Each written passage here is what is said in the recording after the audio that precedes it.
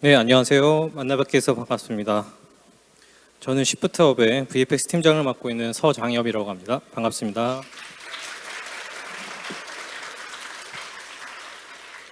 사람이 너무 많이 오셨네요. 이렇게 와주셔서 감사합니다. 뒤쪽에 분들 계속 들어오고 계시는 것 같은데, 네, 먼저 시작하도록 하겠습니다. 오늘의 발표는 스텔라 블레이드의 이펙트, VFX에 대한 내용에 대해서 진행하도록 하겠습니다. 먼저 제 소개에 대해서 간단히 드리자면, 현재 시프트업 세컨드 이브 스튜디오에서 VFX 팀장과 TA 파트장을 겸하고 있고요. 영상업계에서 2D, 3D 모션 그래픽 관련 일을 하다가 게임 쪽으로 넘어가면서 좀 늦게 진입을 했습니다. 로스트아크 이펙트를 시작으로 어센던트 1을 거쳐서 PC, 콘솔 기반의 게임 개발을 주로 하고 있습니다. 금일 발표 자료에 대해서 간단히 정리해드리면 스텔라 블레이드 이펙트의 개발 과정에 대한 간단한 소개와 개발 시 사용한 이펙트 제작 프로세스의 최적화, 그리고 나야가라 파티클에서의 절차적 변수의 활용, 인터랙티브 표현을 위한 나야가라의 활용 예시에 대해서 설명드리겠습니다. 먼저 스텔라 블레이드 이펙트의 개발 과정에 대해서 간략하게 설명드리겠습니다.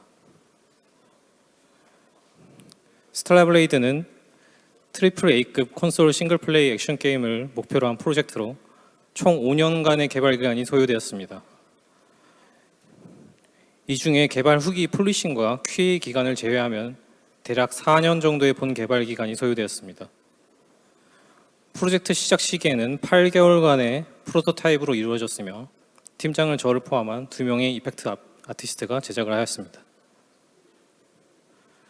이후 본 개발 시작부터 개발 완료까지 최대 4명의 이펙트 아티스트로 개발되었습니다.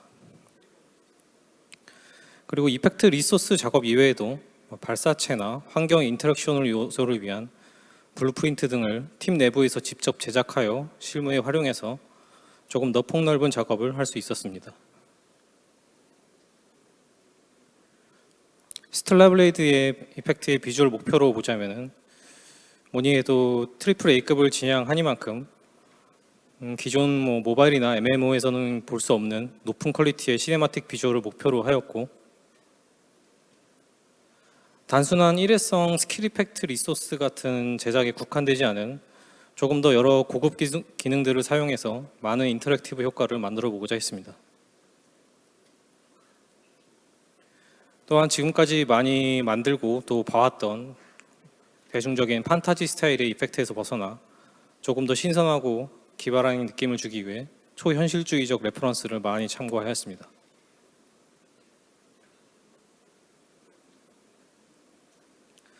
개발 중에 엔진 버전업을 거치면서 캐스케이드에서 나야가라로 교체를 하는 과정이 있었는데요. 대략 본 개발 1년 후였습니다. 4.15 버전으로 버전을 올리면서 나야가라로 전환을 결정하게 되었고, 그 전에 작업했던 캐스케이드를 모두 나야가라로 재작업을 하였습니다. 이후 애님 트레이를 제외한 모든 파티클을 나야가라로 제작하였고, 그 당시 대략적으로 한 200여 개 정도의 캐스케이드 파티클 시스템을 나야가라로 재작업하는 일을 하였습니다. 초기 나야가라 버전에서는 여러 호환성 문제나 부족한 기능들이 많았습니다. 그래서 우선은 캐스케이드에서 사용했던 기능들을 토대로 캐스케이드 친화적인 기능의 모듈을 먼저 만들며 시작하고 추후 개발에 맞는 방향으로 튜닝하면서 발전시켜 나갔습니다. 그런 과정에서 대부분의 필수 모듈들은 저희 스텔라 블레이드 이펙트 제작에 좀 더 맞고 친근한 방식으로 수정되거나 대부분 새로 제작하며 사용했습니다. 또 추후 엔진 업데이트의 리소스가 영향받지 않기 위해서도 모듈을 분리하여 저희 쪽에 맞게 튜닝하는 방식을 택했습니다. 그 다음으로 VFX 제작 프로세스에 대한 최적화에 대해서 말씀드리겠습니다. 저희가 4명의 적은 팀 인원으로 작업을 하다 보니까 적은 팀 인원으로 최대한 상황 편준화된 작업물을 생산하기 위해 조금이라도 더 도움을 주기 위해 활용하였습니다. 먼저 하나의 이펙트 제작 과정을 예시로 들어보자면 작업의 시작부터 첫 컨펌까지의 1차 작업이 있고 그 뒤로 다수의 컨펌과 수정, 폴리싱을 통해 완성으로 이루어집니다. 이렇게 컨펌이 많고 수정 기간이 상당히 긴 이유는 싱글 플레이 게임은 MMO 게임에 비해서 전체 리소스 양은 굉장히 적은 편이지만 퀄리티나 여러 대응해야 할 작업들이 상당히 많기 때문에 처음에 그만큼 많은 공수가 들어가기 때문입니다. 이 표를 크게 나눠보자면 첫 컨펌까지의 1차 작업, 그리고 그 뒤로 이어지는 컨펌과 수정, 폴리싱으로 볼 수 있습니다. 대체적으로 수정 및 폴리싱, 후처리 기반 작업이 길수록 퀄리티가 보장되어서 후반 작업보다 전반적인 작업의 프로세스를 좀 더 줄여보자 하는 쪽으로 집중하게 되었습니다.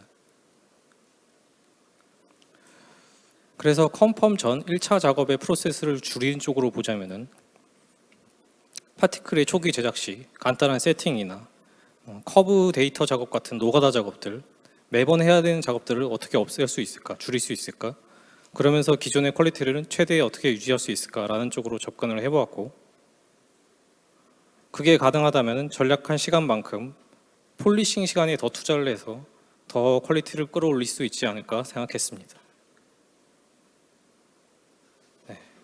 물론 이 생각도 없는 건 아니지만 그래도 쉽게 하고 싶었습니다. 그렇게 최적화할 수 있는 프로세스를 크게 3가지로 나눠보았습니다. 먼저 파티클의 표현 방식의 종류에 따라서 이미터의 규격을 사전에 세팅해 놓고 작업자는 바로 작업하기 전에 편하게 바로 가져와 사용할 수 있도록 간소화시켰습니다. 거기에 추가적으로 표현 방식에 따라 커스텀 모드들을 세팅하여 파티클의 파라미터에 쉽게 접근하고 조절할 수 있도록 마스터 이미터에 세팅하였습니다. 또한 파티클의 커브 값들을 나야가라가 아닌 머티리얼 단계에서 작업하도록 하여 파티클을 제작할 때마다 하는 커브의 반복 작업을 제거하도록 하였습니다. 각각 프로세스의 최적화 비율을 보자면 대략 이 정도가 될 것 같습니다. 첫 번째로 말씀드렸던 파티클 종류에 따른 이미터 인스턴스 규격화입니다. 기준이 되는 마스터 이미터에서 1단계로 파티클 렌더러 방식에 따라 인스턴트화를 하였습니다. 화면에 보시는 것처럼 스프라이트냐, 메쉬냐, 서브뷰냐, 리본이냐, 라이트냐 등등으로 첫 번째 인스턴스를 나누었습니다. 2단계로는 표현 방식에 따른 인스턴스로 1단계에서 렌더러 종류에서 파생되어 나온 이미터에 각 표현 방식에 맞는 모듈로 세팅하여 인스턴스를 나누었습니다. 화면에 보시면 스프라이트에서 스파크나 플레어, 쇼크웨이브, 렌즈 플레어, 리퀴드, 블러드 스프라이트 등 스프라이트 기반의 표현 방식에 따라 인스턴스를 나누었습니다. 이렇게 인스턴스화 되어 있는 이미터의 표현 방식에 추가적으로 맞춤 제작한 커스텀 모듈을 사용해서 각 머티리얼 파라미터 등의 접근인 사용성을 더 편하고 강화하고자 했습니다. 화면에서 보시면 쇼크웨이브와 더트, 스모크 등의 이미터들이 있는데 노란색으로 보이는 모듈들이 각 표현 방식에 맞게 만든 커스텀 모듈들입니다. 그래서 저곳에서 매번 다이나믹 파라미터를 꺼내서 하는 것이 아니라 이미 정해진 내부의 규칙에 따라 정해진 파라미터를 쉽게 수정할 수 있도록 설정했습니다. 그리고 파티클 제작 시 가장 귀찮다고 할 수 있는 게 커브 값이라고 할 수 있겠는데요. 이게 또 안 하면 퀄리티는 정말 안 좋고 하자니 매번 하기도 싫고 한 작업입니다. 이런 매번 반복 작업으로 하는 것을 줄이기 위해서 아예 커브 작업을 머티리얼 단계로 이관하는 방식을 사용했습니다. 머티리얼에서 이펙트 연출에 관련한 애니메이션 커브 작업을 완료하고 나이아가라에선 단지 그 머티리얼을 스폰만 하고 라이프 타임만 지정하면은 만들어진 연출이 그 시간에 맞게 나오는 방식입니다. 이런 방식을 사용해서 저희는 아틀라스 커브 기능을 활용하였습니다. 먼저 아틀라스 커브는 커브 에셋 조합을 텍스처로서 저장하여 머터리얼을 통해 커브 데이터에 접근할 수 있는 기능입니다. 커브의 개수도 해상도만큼 저장할 수 있어서 수량은 걱정한 일이 없었습니다. 저희 내부에서는 128 곱하기 128로 해서 128개의 커브 값을 사용할 수 있었습니다. 저희는 컬러 그래프가 아닌 R 채널만을 사용하여 머티리얼에서 사용했습니다. 가로를 시간축으로 파티클의 절대 시간, 세로는 그에 따른 수치로 0, 1 사이의 값을 사용합니다. 커브의 종류는 이지, 인, 아웃 등 여러 가지 종류의 강도 세기에 따라 대량으로 저장해 놓고 선택적으로 가져와서 사용하겠습니다.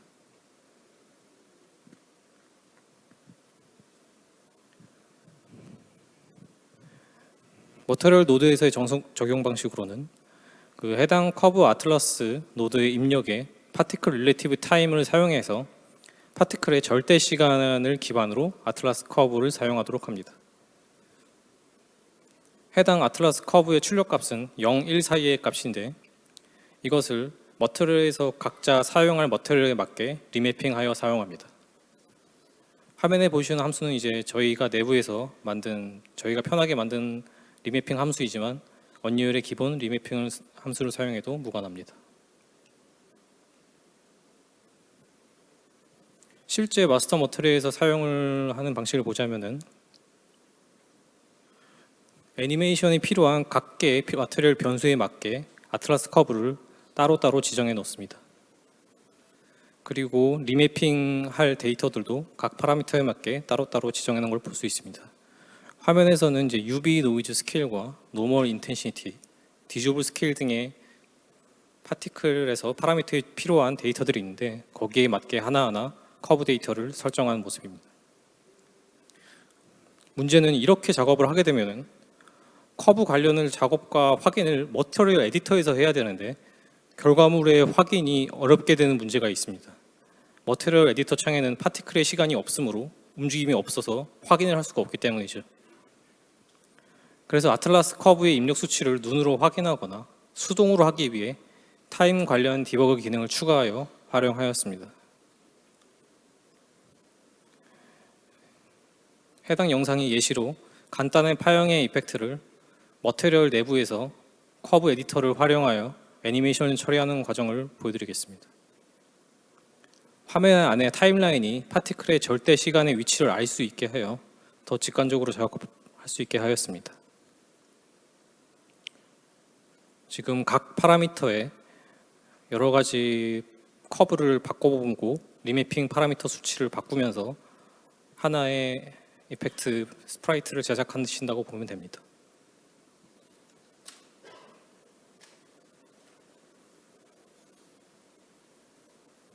이런 식으로 스피드를 늘려서도 볼 수도 있고요. 프리뷰 타임을 정해서 내가 원하는 위치에 어떤 시간대의 위치를 볼 수도 있게 해놨습니다. 또 다른 액체 파티클이나 여러 가지 연기나 더트 같은 곳에서도 다양하게 활용을 했는데요. 이제 화면상에서는 저희가 많이 쓰는 피나 액체에 대한 파티클을 사용하는 머티리얼에 이런 커브 아틀라스를 활용한 모습입니다. 디졸브되는 그 커브의 그래프를 머티리얼에서 정하는 모습입니다. 이렇게 머티리얼 단계에서 커브 값을 미리 작업하게 나오는 이점들은 머티리얼 인스턴스 자체가 그 커브 애니메이션 연출까지 포함하고 있어서 재활용과 일괄 수정이 매우 용이합니다. 추후 퀄리티 폴리싱 작업 시 상당한 시간 절약이 되었습니다. 왜냐하면 하나의 머티리얼이 여러 가지 나야가라에서 가져다 쓰고 있을 때 그 머티리얼의 커브 값만 수정하면 모든 나야가라다가 그거를 그대로 사용하기 때문에 같이 적용되기 때문이죠. 또한 퀄리티가 높은 프리셋들을 종류별로 여러 가지 선행 제작해 놓은 후 아티스트들은 단순히 나야가라에서 스폰 후 라이프 타임, 사이즈만 지정하는 것만으로 부수 작업 없이 퀄리티가 보장되는 이점이 있습니다.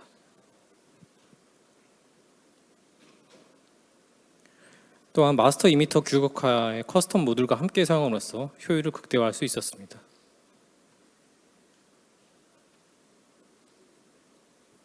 다음으로 저희가 이제 개발에 사용했던 나이아가라의 절차적 변수에 대한 작은 활용법에 대한 내용입니다.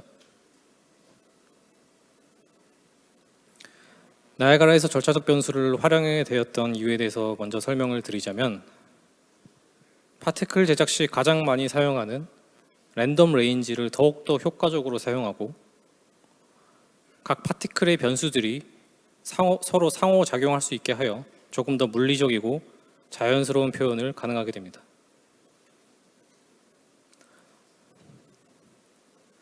또 여러 상황에 대응할 수 있는 공용 마스터 파티클 리소스를 활용하기 위해서이기도 합니다. 먼저 기존의 파티클에서 흔하게 사용하는 방식을 보면은 각 파티클의 변수, 라이프타임이나 컬러, 사이즈, 매스 등 서로 각계 입력값을 사용하는 방식이었습니다. 캐스케이드를 기본적으로 사용했다면 가장 자연스러운 방식이었고 계속 이렇게 사용해왔습니다. 하지만 절차적 방식으로 하기 위해서는 각 입력값들이 서로 연계되어 있어야 하므로 각 파티클의 변수들이 하나의 기준점에서 이어져야 합니다. 그러기 위해선 기준점이 되는 랜덤 변수를 사용해서 각 파티클의 변수에 맞게 트랜스폼 또는 리매핑하여 변환 사용하는 것입니다. 여기서 리매핑이나 트랜스폼을 하기 전에 중간 과정을 하나 추가하여 기준점이 되는 랜덤 변수의 분포도를 사용자의 목적에 맞게 수정해 단순하게 매우 고른 랜덤이 아닌 사용 목적에 맞는 의도된 랜덤으로 더욱 효과적으로 사용하도록 하였습니다.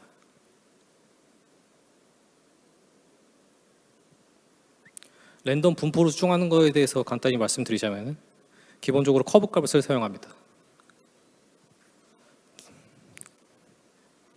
기본 랜덤 변수를 커브 값의 커브 인덱스에 사용하여 랜덤의 분포도를 커브로 입맛에 맞게 조절하는 방식입니다.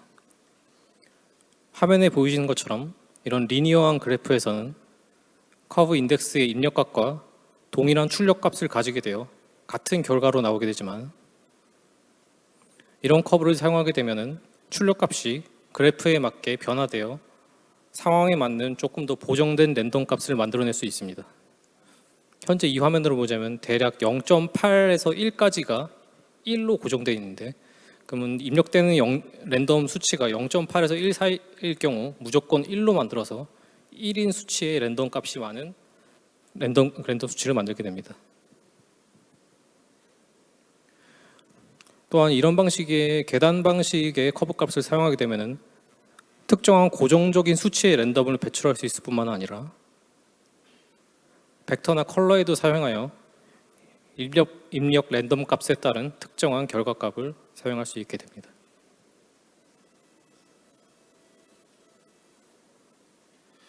해당 방식을 사용한 하나의 예시로 가장 기본적인 스파크 파티클을 통해서 보여드리겠습니다.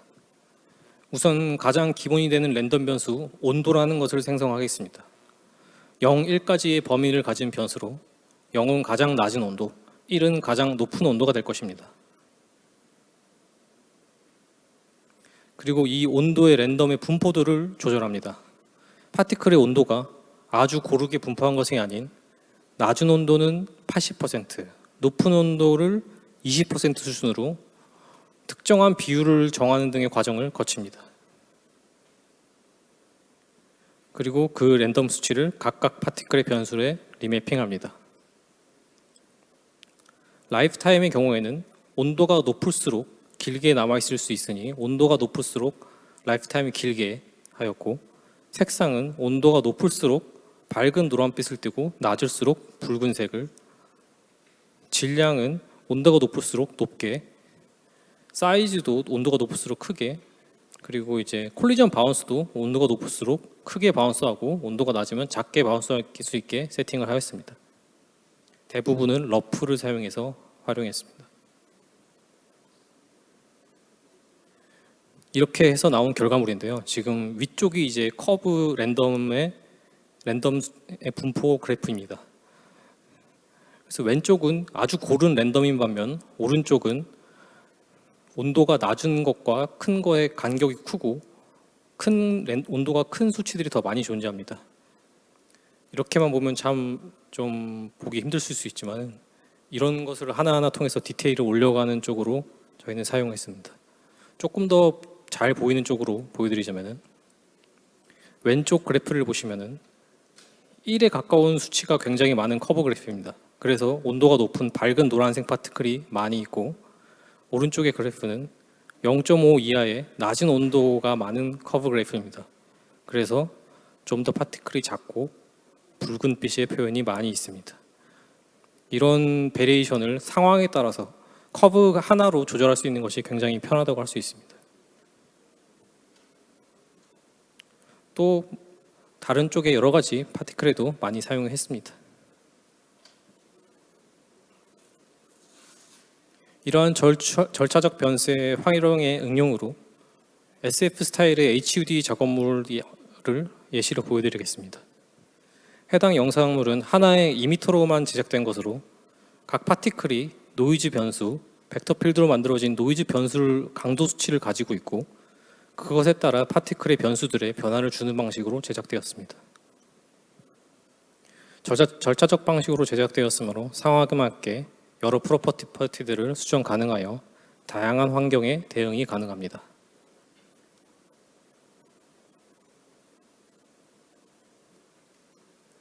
비슷한 작업물들을 보시겠습니다.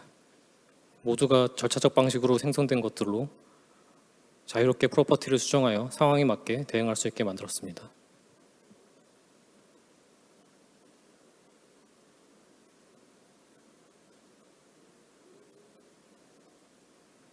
네, 다음으로 그리고 저희 스텔라블레이드에서 인터랙티브한 표현을 위해 활용한 나이아가라 모듈 활용 방식에 대해서 몇 가지 추려서 소개해드리도록 하겠습니다.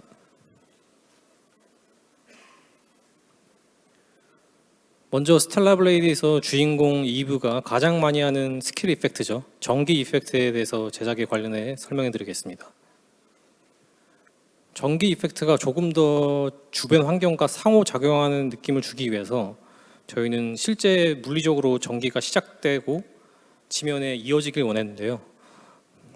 파티클의 시작 지점에서 원하는 방향 쪽의 지면을 찾아 그 장소를 연결시키고 또 지면과의 각도에 따라 전기가 휘어지는 효과도 자동적으로 적용되게 했습니다.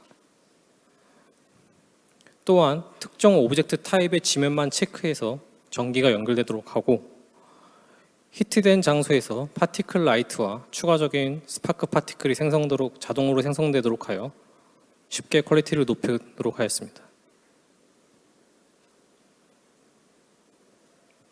바닥의 검출에는 레이트레이스 방식을 사용했습니다. 지면에 히트될 때 그 지점과 파티클의 원점을 연결시키도록 하였습니다.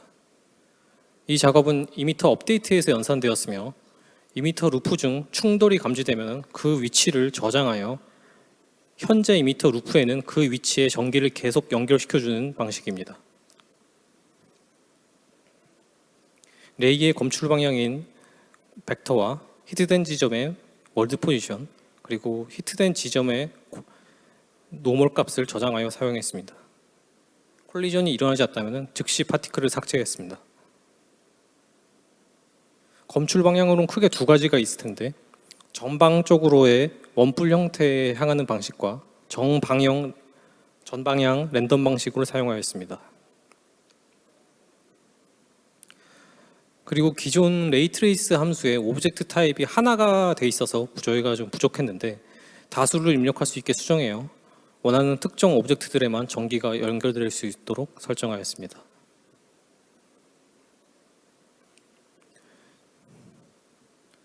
이제 전방 30도 정도로 랜덤 방향으로 적용한 예시입니다. 전기가 연결된 장소에 파티클 라이트와 스파크 스프라이트도 같이 나오게 해요. 자연스러운 모습을 보여주고 있습니다. 그리고 전기의 퀄리티를 올리기 위해서는 이쁘게 휘는 것이 굉장히 중요하다고 생각하는데요. 더 자연스럽게 전기가 연결되고 휘어지는 표현을 위해서 빔 탄젠트 기능에 전기의 진행 방향과 히트된 노멀의 각도 차이를 계산해서 자동적으로 전기가 알맞게 휘어지도록 작업했습니다.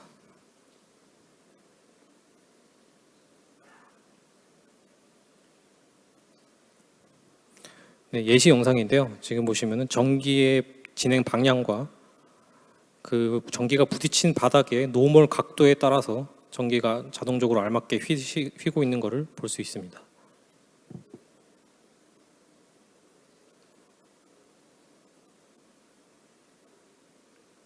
이렇게 만든 전기에 대한 예시 영상입니다.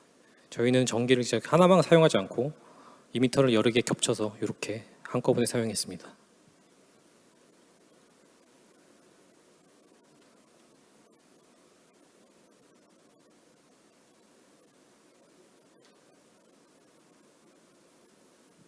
다음으로는 스텔라블레이드의 잔혹한 유혈 효과를 위해서 지면에 좀 더 자연스럽게 맺히는 액체 효과에 대해서 설명드리겠습니다. 기본적으로 GPU 파티클을 바탕으로 제작하였고 지원과 거리 체크 및 충돌 판정을 신뎁스로 사용했습니다. 하지만 신뎁스를 사용하면서도 불투명 마스크드 파티클에도 사용할 수 있도록 제작하였습니다. 그리고 액체가 지면에 맺히는 순간부터의 연출을 위해서 추가적인 노멀라이즈드 에이지를 생성하여 사용하였습니다. 액체와 바닥의 거리 체크 및 충돌 검출 방식에 대해서 간단히만 일단 설명드리자면, 먼저 파티클까지의 거리는 뷰 스페이스의 뎁스 값을 측정하고 지면까지의 거리는 파티클 위치에서의 신뎁스 값을 측정합니다.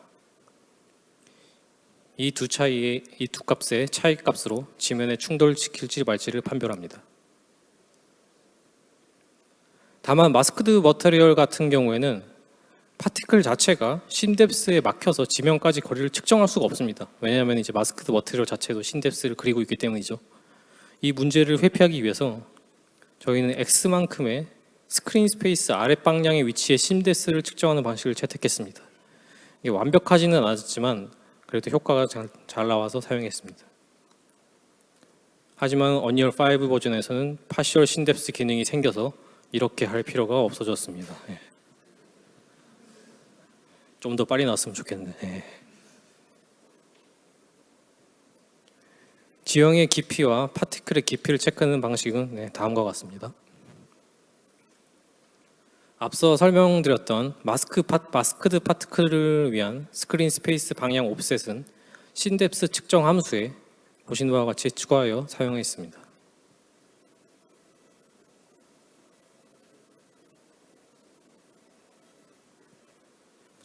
이런 방식으로 측정된 바닥과 파티클 간의 거리를 사용한 충돌 조건을 보자면, 먼저 파티클들이 생성되자마자 벽이나 캐릭터와 충돌이 일어나면 안 되기 때문에, 왜냐하면 그러면 바로 없어지거나 공중에 맺히게 되겠죠. 그 첫 콜리전이 발생하기 전까지 지연 시간을 줘서 그 시간 동안은 콜리전이 일어나지 않도록 하였습니다. 또 측정된 파티클과 지연 시간의 최소 거리를 체크하고 지면에 너무 많이 파묻혔거나 카메라에 또 너무 가까운 파티클들은 예외 처리하였습니다. 이 모든 조건을 만족하였을 때 바닥에 맺히게 처리했습니다. 충돌로 판정이 되었을 경우 각 파티클에 처리해줄 변성에 대한 변화입니다. 먼저 스프라이트 페이싱과 얼라이먼트 조절로 파티클을 지면과 같이 눕혀서 정렬시킵니다. 그리고 피직 포스와 벨로시티 값을 없애버려서 더 이상 움직이지 않도록 설정합니다. 추가적으로 서브위브 인덱스를 조절해서 파티클이 맺힌 다음에 표시될 텍스처를 선택할 수 있는 것도 작업하였습니다. 해당 방식으로만 만든 예시인데요. 아직까지는 좀 심심한 느낌이 있습니다. 보시면은 공중에 있는 파티클 때와 바닥에 맺혔을 때와 텍스처가 다릅니다. 예시에서 보셨듯이 아직까지는 이제 작은 파티클들의 맺힘 효과만 있어서 조금은 허전하다고 느낄 수 있는데요. 그래서 이제 좀 더 크기나 모양에 대한 베리에이션을 주기 위해 추가적인 데카를 넣어보자 했습니다. 디퍼드 데카를 사용하기에는 최적화로 인한 개수 제한과 퍼포먼스 때문에 사용성도 편하고 상대적으로 가벼운 스태틱 메쉬 프로젝션 데카를 사용해서 나이아가라용으로 만들어 사용했습니다.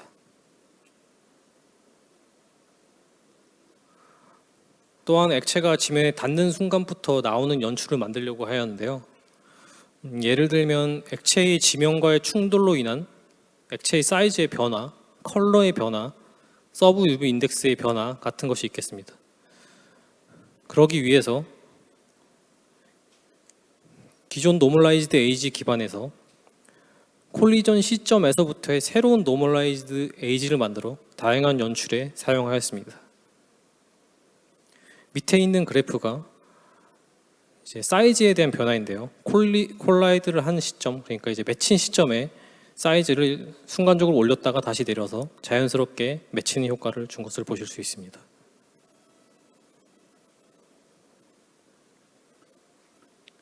해당 방식을 적용한 예시입니다. 조금 더 베리에이션이 강한 결과물이 만들어진 것을 보실 수 있습니다.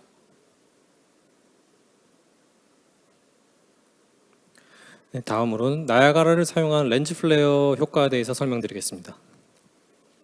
본작 개발 시 언리얼의 기본 포스트 프로세스 렌즈 플레어의 좀 부족함을 채우고 아티스트들이 원하는 디자인대로 꾸밀 수 있는 렌즈 플레어를 만들고자 나이아가라 커스텀 모드를 사용해서 개발하였습니다. 일단 여러 가지 고려사항이 있었는데요. 먼저 파티클 또는 플레어의 사이즈가 카메라와 거리에 상관없이 고정이 되어야 했습니다. 왜냐하면 플레어는 어디로 보든 무조건 사이즈가 고정되어 있기 때문이죠. 그리고 손전등 같이 직진성, 방향성이 있는 광원에 대한 처리, 광원체가 화면 바깥에 나가거나 장애물에 가려질 때 플레어들이 단순히 뿅 하고 사라지는 것이 아니라 부드러운 페이드인, 페이드아웃 효과가 나왔으면 했고 또 광원 위치에 따른 플레어들의 사이즈, 회전 변화 및 깊이에 따른 입체적인 움직임을 목표로 하였습니다. 제작 방식에 대해서는 간단히 설명드리겠습니다. 일단 라이트 포지션, 광원체라고 할 수 있는데 보통 이제 파티클 포지션이라고 하겠습니다. 파티클 포지션은 월드 포지션을 이제 스크린 스페이스로 전환하고 출력된 스크린 좌표를 극좌표를 사용해서 해당 광원체가 화면 사용에 어떤 각도에 있는지를 검출합니다. 그 극좌표를 통해서 알아낸 각도로 다른 플레어 오브젝트들이 배치될 월드 벡터를 계산합니다. 광원체를 중심으로 정렬할 플레어들의 방향이라고 보시면 될 것 같습니다. 그리고 이제 뎁스라는 깊이 수치를 사용해서 어느 정도 거리로 플레어들이 정렬할지를 계산해 줍니다. 깊이라고 보시면 될 것 같네요. 이렇게 각 이미터에서 서로 다른 사이즈와 서로 다른 뎁스, 서로 다른 텍스처를 사용해서 플레어를 정렬시키면 대략적으로 완성이 됩니다.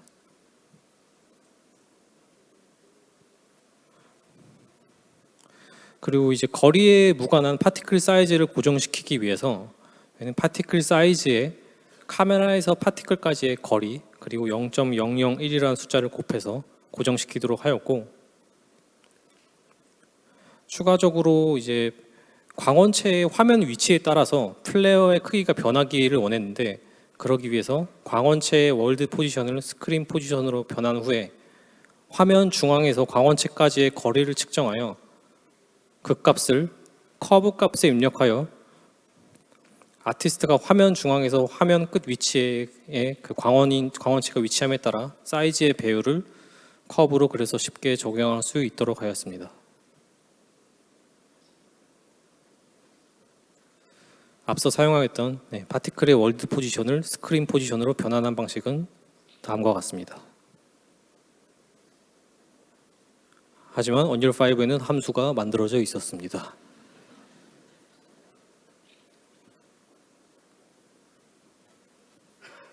다음은 렌즈 플레어가 이제 화면에 나가거나 화면 바깥으로 나가거나 장애물에 가려질 때 자연스러운 페이드 인 아웃 효과에 대한 적용 방법에 대해서입니다.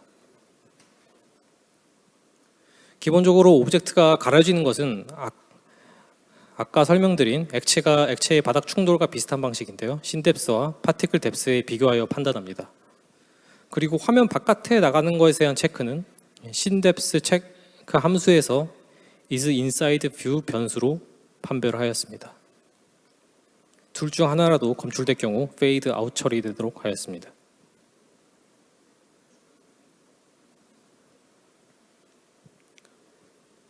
화면에 나가게 되면 검출된 값에 따라서 특정 플로트 변수 fade offset이란 것을 생성합니다. 그리고 이 값에 매 틱마다 화면에 보이거나 가려졌을 때 각각 플러스 x, 마이너스 x 수치만큼을 더하여 0에서 1 사이 수치로 클램프해서 저장합니다.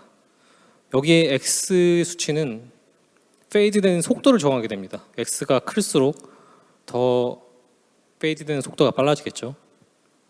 이렇게 나온 수치를 파티클의 알파에 곱하기 전에 커브를 거쳐서 원하는 감도로 페이드 아웃, 페이드 인 되게 작업하였습니다. 커브 없이는 너무나 리니어하게 알파가 움직여서 그렇게 효과가 좋지가 않았습니다.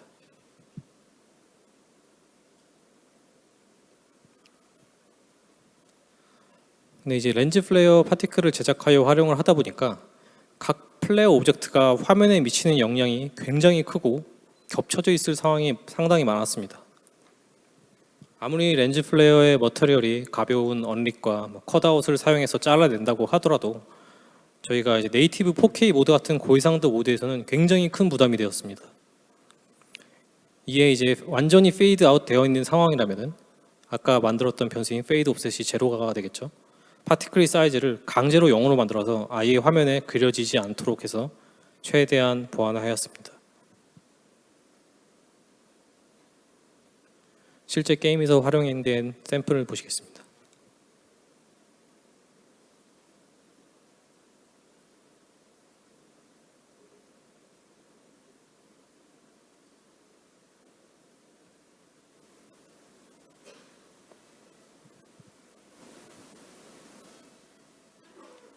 마지막으로 그 밖에 사용한 여러 효과들에 대해서 간단히 설명드리겠습니다.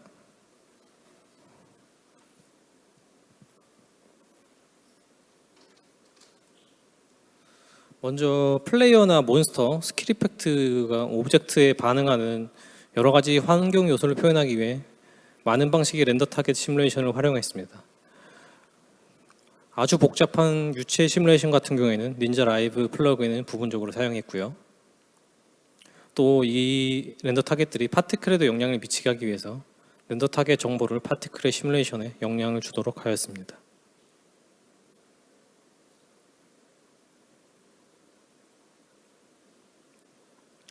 또한 캐릭터에 데카를 적용하는 경우가 많았는데 원하는 캐릭터의 특정 데카를 어태치할 경우 자동적으로 캐릭터와 데칼의 채널 마스크를 맞추어 주어 원하는 캐릭터에만 적용되게 하는 방식을 사용했습니다. 또한 일반적인 게임에서 사용하는 평범한 림라이트 방식을 지향하자는 디렉션에 따라서 조금은 색다른 방식의 림라이트나 효과를 사용했습니다.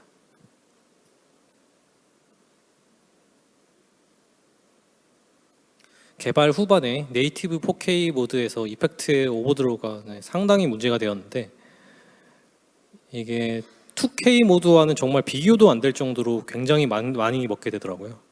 그래서 이제 스모크 계열 파티클이 문제가 많이 되었습니다.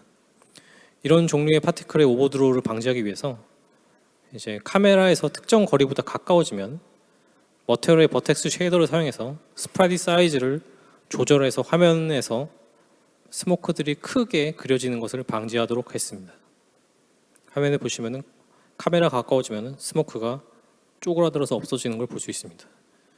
이렇게만 보면은 이게 게임에서 어색하게 보일지 않을까 싶었는데 막상 플레이 해보니 전혀 눈에 띄지 않아서 잘 활용을 해왔습니다.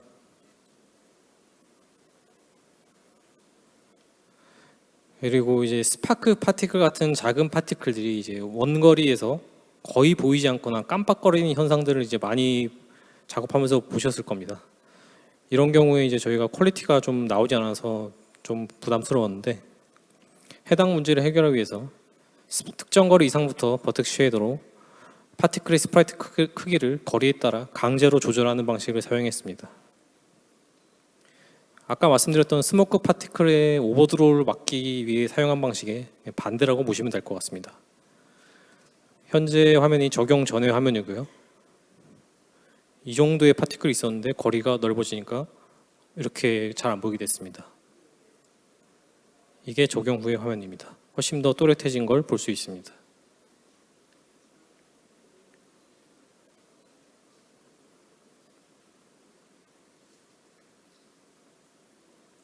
네, 여기까지가 제가 준비한 오늘의 내용입니다. 감사합니다.